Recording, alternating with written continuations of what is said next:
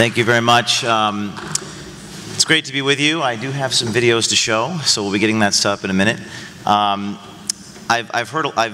been here now a couple years, and I've been listening to some of the speeches and talking to many of you, and have thought about this whole notion of people are very hopeless and feel very cynical about what's happening in our country. And some people actually think that solutions are sort of outside the realm of the legislative process. So one of the things that we're doing at Project Veritas is to solve that. We believe that politics is downstream from culture. We believe that in order to change things, you have to expose things and sort of be a guerrilla and sort of circumvent things and get to the bottom of things. So we have built something pretty extraordinary that no one has ever built before. A sort of an undercover army of people. And these people are hard to find. It's not easy to strap a camera to your chest and go on the inside of an organization. Some people here have actually done that. You have to kind of have an incredible skill set. You have to be brave and creative and daring. And I don't, people think, oh, how do they recognize you? Well, I don't actually do it much anymore. I find people to do it. So I want to show you some videos, and there are some people in this room. I just want to say a few names. People like Bob Shillman. Years ago, I didn't do this to raise funds or anything. I had nothing. It was just me and Hannah Giles do the Acorn videos 8 years ago, and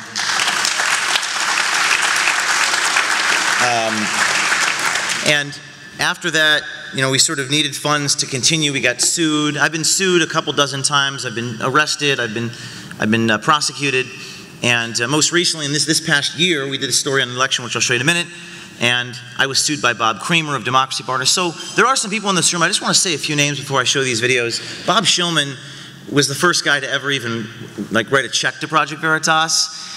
Rebecca Dunn and Jim Young, thank you. And with that, I'm going to show some clips. You all remember last year, this guy, Scott Fovel, worked for the Hillary Clinton campaign. He was caught on tape talking about inciting violence at Trump rallies. And do we have the sound? And he was saying, we want to incite violence. We want you to be attacked at Trump rallies. That is what we want. That is what we want to get the reaction. And after he said that, the New York Times actually took a screen grab of that video and put it in the New York Times.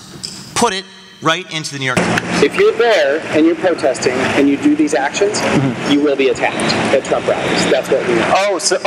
So that's part of the process of eliciting the reaction. The whole point of it is we know that Trump's people will freak the fuck out.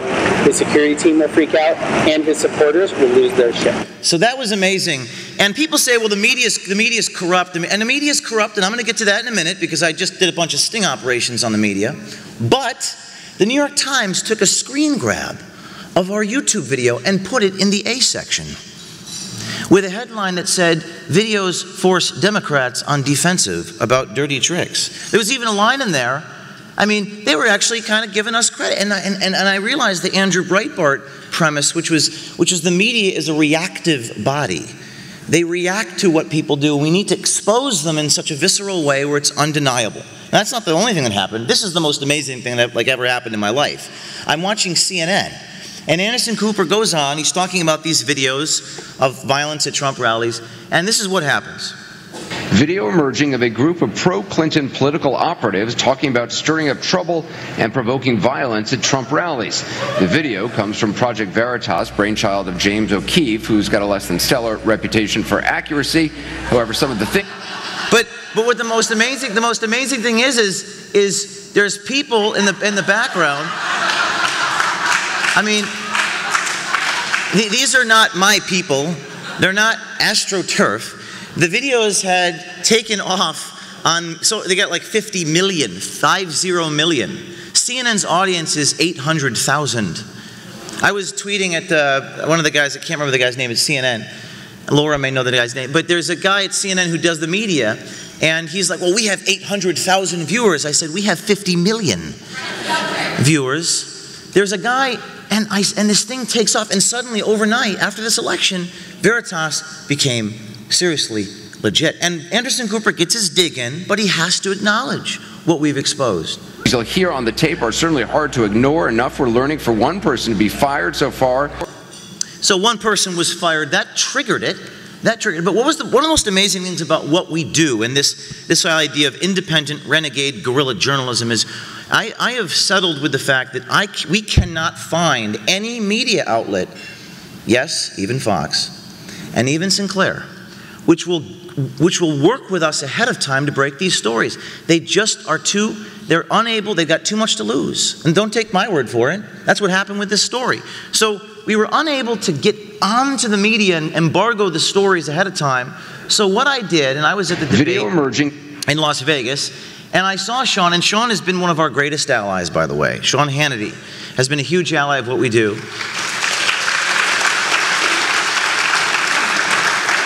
Sean, but it's tough to get our videos on Fox. When people get fired, then they get on. But I see Sean backstage. I think, well, it's not about getting me on, but what if I kind of get close to him as he's interviewing Don Jr.? What if I walk alongside him? Maybe I'll be able to sort of get into the camera, right? So that's what I tried to do, and check this out. Let me ask you this, because I think this is important. We had 2 tapes now come out. I just saw James O'Keefe in the crowd here a moment ago. A huge, massive voter fraud scheme that they put in the works. This, to me, is really hasn't... So there I am standing over there. Now watch what happens. Watch what happens. Resonated with the American people. This stuff's coming out. This isn't pretend. This is undercover video. That's James O'Keefe right over there that did the video. He did a great job, and I think, listen, he's doing the American people a great service. So that's one way to get on television.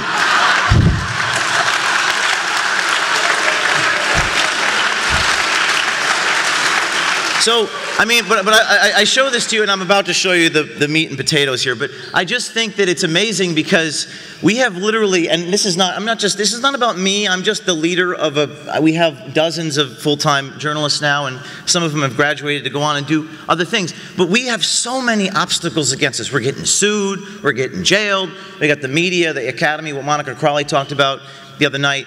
But there is a will and there is a way, and that's because we have to expose them in their own words, getting them on videotape being who they are. Therefore, no explanation is required. What we believe in is we believe in the power of a free people if they're given the reality, like the real reality, the stuff they say when no one's looking, the arrogance, the greed, the lack of introspection. If we give them those videotapes, it'll shock the conscience of Americans, even people who disagree with you. Don't take my word for it. I just showed you a video of Anderson Cooper and the front page of the New York Times backing me up. So now we move on. This is January of this year. We went undercover into Antifa, or Antifa, whatever, and we caught these guys talking about using acid bombs in the inauguration, chaining up the metro trains. This is what this guy says. We're going to use acid bombs. After the video came out, the people were arrested. And this week, they have been prosecuted after we've done the video. And I wanted to read this group for years has targeted groups with undercover videos that, quote, arrest validates his group and its controversial methods. So you may think, with all this mainstream media glorification, that'll never, by the way, that'll never go to my head because I have been attacked and sued and so forth. But you might think I say, oh, okay, I'll give the media, I'll let up on the mainstream media. Nope. Because after this happened, we directed our hidden cameras against the mainstream media itself. We went undercover into CNN, the New York Times, and maybe, just maybe, the next one will be on the Washington Post. And we started out by saying we had hidden, we want to get sources come to us. We want sources to come to us from the inside. That's sort of the new Veritas model at this point. It took us 6 months. We built a relationship with a CNN producer in Atlanta. And this guy was telling us that the Russia stuff, he said the Russian narrative that they promote, he said it's all BS. It's all BS just for ratings. Check this out. Then why is CNN constantly like, Russia this, Russia that?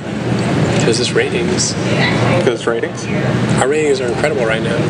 And the CEO of CNN said in our internal meeting, he said, good job everybody covering the climate accords. But we're done with it. Let's get back to Russia. But honestly, you think the whole Russia shit is just like bullshit? Could be bullshit. I mean, it's mostly bullshit right now. Like, we don't have any big giant.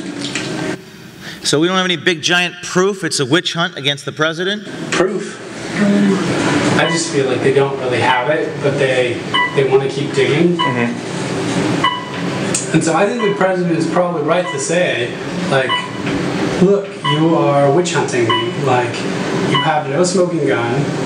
You have no real proof. So this video got, it got actually something like 5 million views on YouTube. It was trending. It shocked CNN. And you know what their response was? They said, we support diversity of opinion of our senior producers. Well, they didn't say it was fake. They didn't fire him. I don't think this guy's a bad guy. I probably think he's sort of a person with common sense who's an unwitting whistleblower. Now, after this came out, this is one of the things I like to talk to you guys, this whole idea of meme warfare. I couldn't have paid people on Madison Avenue to come up with these incredible memes, and I'll show you a few as I keep going here. But these are really funny. We released a second video because, by the way, they say, well, that guy's just a producer in Atlanta. He has no political understanding. So what does Veritas do? We adopt the Breitbart model, which is you release one video, they say, well, that's just an isolated incident, that's a low-level guy. And then we release the high-level guy. And who's more high-level than Van Jones on CNN? So we walk up to him, build a relationship, and he says this. Hey, man. We met in Palm Springs a few years back. Good to see you, man. You good? Yeah. How you been? What are you doing? What do you think's going to happen this week? I mean, with the whole Russia thing. The Russia thing is just a big nothing burger. Really? Just a big old nothing burger. Which has kind of entered the public lexicon at this point. Everyone says, so then he goes on, look at the Chiron, look at the on-screen Chiron. Video is a hoax. What's hoax? He walks up, he walks away, the guy says what he says. But watch what Van Jones does in his interview with Anderson Cooper. And this is very important because you have to afflict the comfortable. And you're using their own weaponry and language. It's not my opinion. I'm not writing a policy paper. I'm not spouting it's his words that Russia is a nothing burger. And he works for CNN, which whole business model is based upon the fact that you have relevance and that you are telling the truth. So let's see what Van Jones says to Anderson Cooper. This guy is a hoaxer. He's a fraudster. He's been convicted. He's paid fines. They have to apologize. He's a scumbag, and he does this stuff all the time. So when on the tape you say that the Russia investigation was a big nothing burger, what do you mean? That's a win.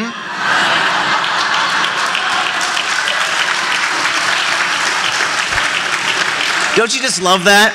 This guy's a fraud. He's a hoax. The whole thing is fake. Nothing matters. Yeah, but what did you mean by what you said? There's nothing more powerful. People, everyone in here, it's hopeless, our country's screwed. Why don't we do 1,000 things like this? I mean, I suppose you could say that I have a dream, right? I mean, I mean, it's like, or every journey of 1,000 miles begins with a single step, or the price of liberty is eternal vigilance, or you have to start somewhere. Getting these mainstream media people to turn on each other. Because let me tell you something what Alexander Solzhenitsyn said. He wrote the Gulag Archipelago, which I reread recently, and I thought it was fitting. He said that the media is more powerful than the courts and the Justice Department. The media is more powerful than the legislature, and the media is more powerful than the executive branch. And I believe, and I don't think I'm the first person to say this, that many of the Republicans that so many of you hold in contempt fear the media so much that it deters them from doing the thing that they're supposed to do and that they wish to do because they fear the shame, and they are in fact governed by that shame.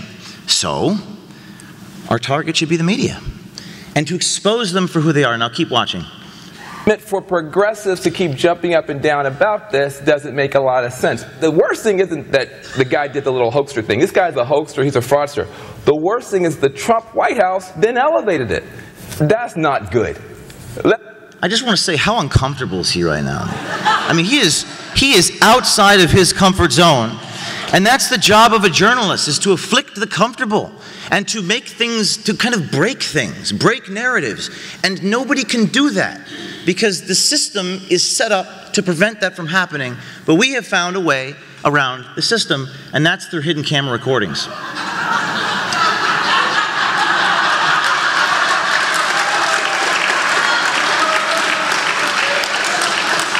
I think like one of Torba's friends was in his basement still in his pajamas. I couldn't have conjured this up. Madison Avenue couldn't make this stuff up. These memes are unbelievable. O Keefe broke me.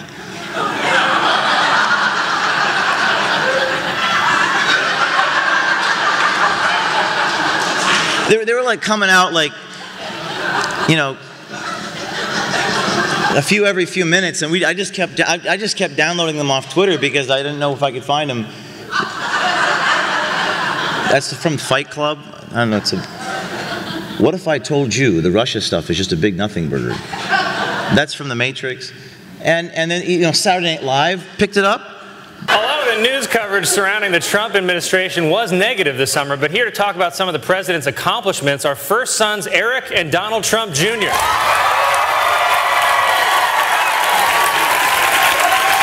Do you have any comment on this ongoing investigation into you and the Russians and the point that there might have been some collusion? Oh, yes, the whole story is a nothing burger.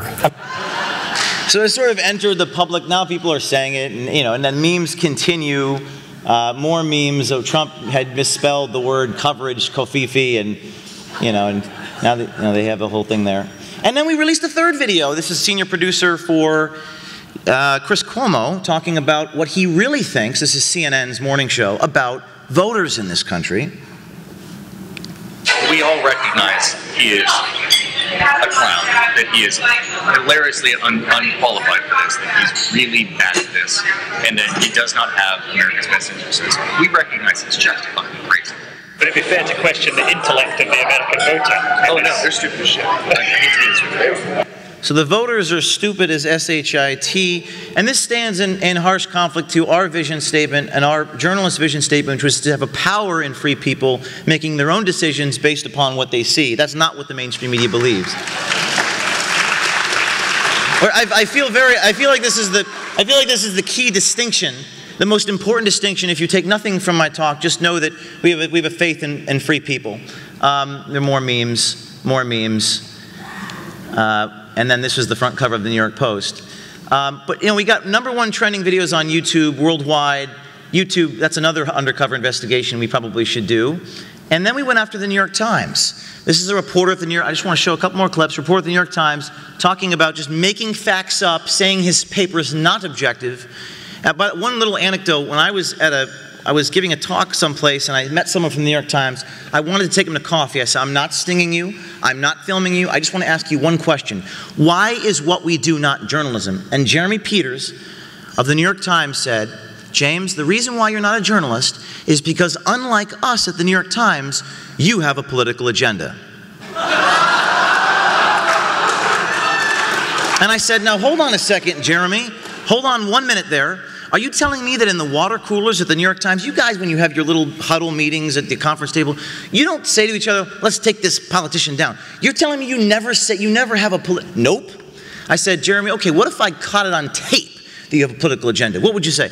Well, I'll be happy to talk to you when that happens.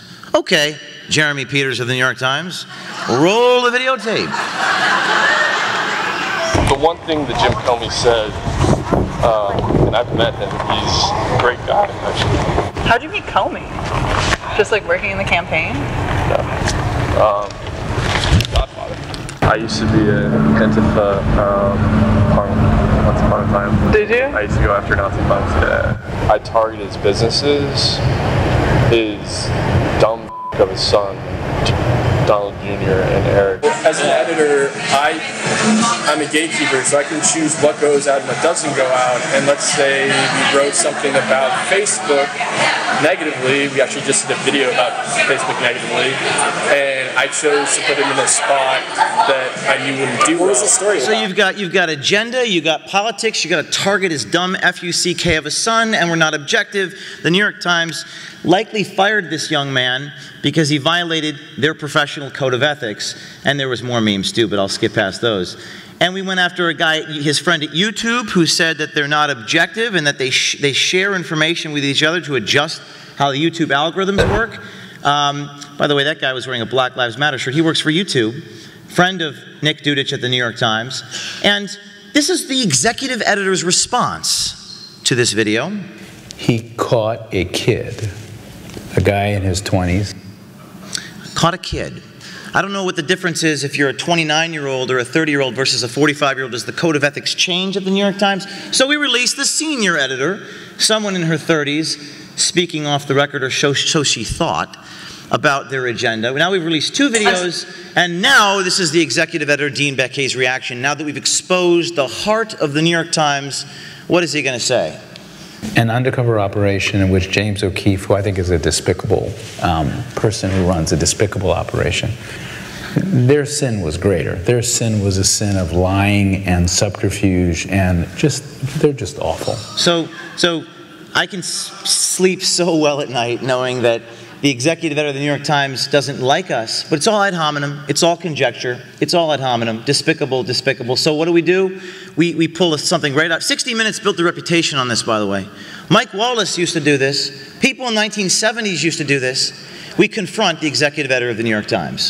So you've made 2 statements about Nick Dudich, the junior editor, and not a single statement about Desiree Hsu. What's going to happen? You're not going to say anything, are you? Not a single word. So here we are with the executive editor of the New York Times, who built its brand and its entire legacy on asking questions. And both him and the managing editor, or deputy managing editor, Clifford Levy, completely mute, perhaps without the ability to engage in defamation and character assassinations. These folks are simply rendered mute. So we confronted a few people. They changed their social media policy. Just 2 minutes. They changed their social media policy. Now they're not allowing their journalists to go on social media, or so they say. And this is just the beginning. We may or may not have many more outlets to come. A lot of you, I'll just finish up here. Again, why do we exist? We exist because we believe the solutions are outside the scope of government.